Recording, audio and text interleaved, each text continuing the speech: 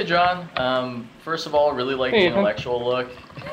It's nice to be talking to a younger Ira Glass, Ira Glass with 12 pounds of muscle, if you will. I want to know, hypothetically, if LeBron actually does play football, and yes, I'm jumping on this highly speculative story, if he does, would you be more interested in that storyline or with whatever happens in the upcoming, hypothetical Cavs season?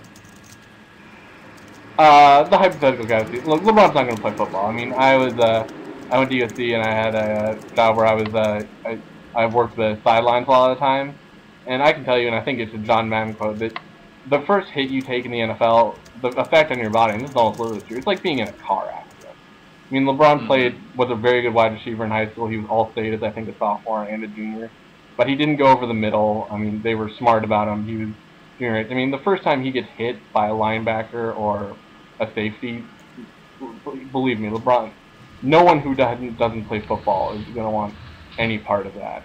I think what's more interesting about, I think him tweeting about football or whatever, I think he's just sort of trying to remind people how much of a freak of an athlete he is.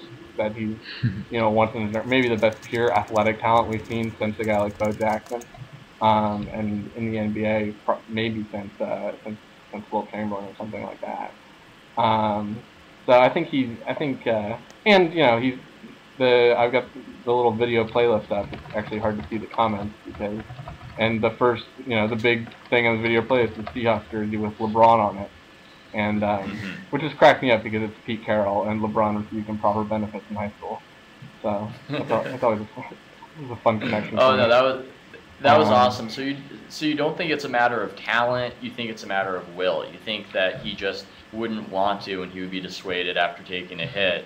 I don't even know if it's talent. It's just if you haven't been getting hit by these guys throughout high school and throughout college, and he wasn't even really getting hit in high school. I don't know. I'm a big mixed martial arts fan, which is sort of a weird thing that most people don't. But you see guys come over who are really good at other things like grappling or jiu-jitsu guys or wrestling guys, and some of them, and when you go into MMA, you get hit, and when you play football, you get hit, and it's one thing to have guys bouncing off of you who are basketball players, but when Taylor Mays or Patrick Willis hits you, that's a whole different animal. And I mean, we see the long-term effects on football players. And I've been near the sidelines, and there was one play that was near the goal line, and a running back ran into a cornerback. These weren't even the big guys. I literally felt an impact shockwave. It is really like a car accident. So it's a whole different kind of contact. I think that, yeah.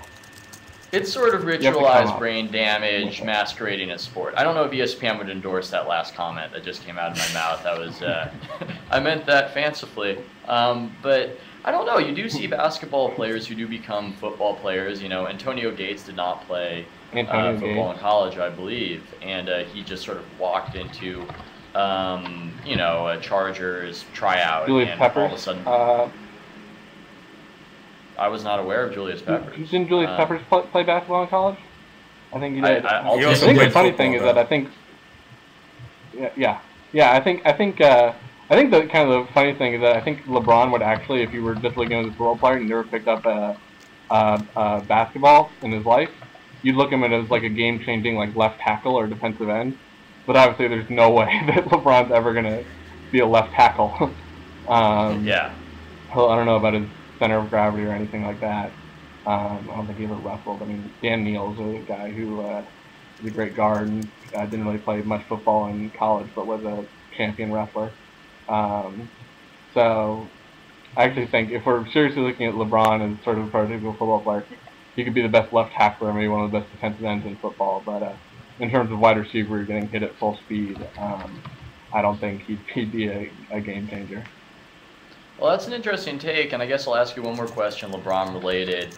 I'm noticing that the standard mockery trope, I love that word trope, is about LeBron failing in the fourth quarter. I think I saw various people joking about how LeBron would help the Cowboys lose in the fourth quarter, or any team that got him.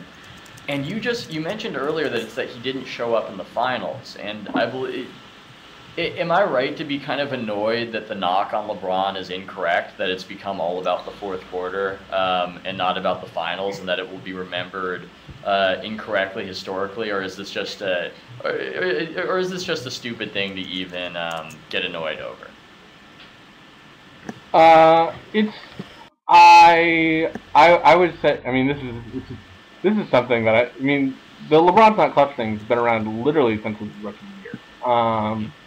And what you look at is in the regular season statistics. What was odd, because it became a meme during this season, because the Heat had all those problems in the fourth quarter and on final possession.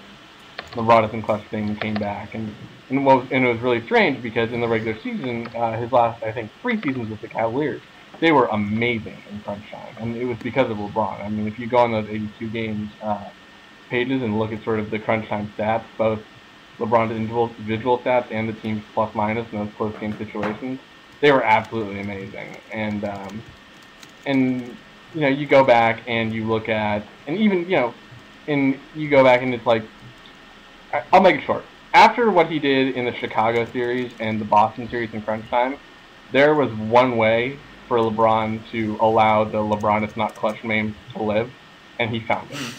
I mean, in the biggest games of his career, he failed to show up.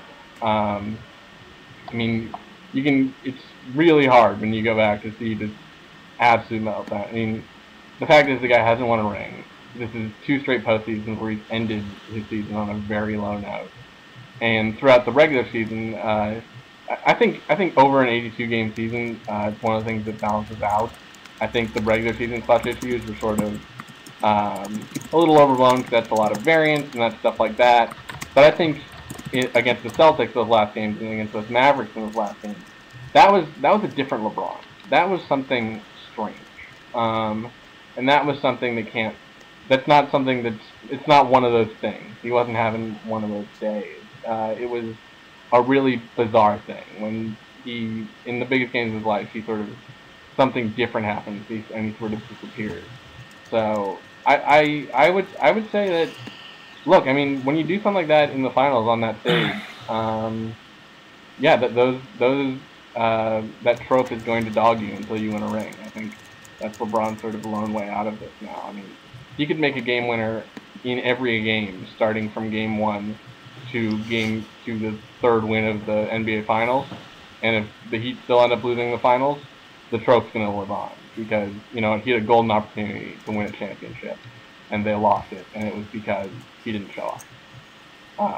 So I think it's pretty fair to level those.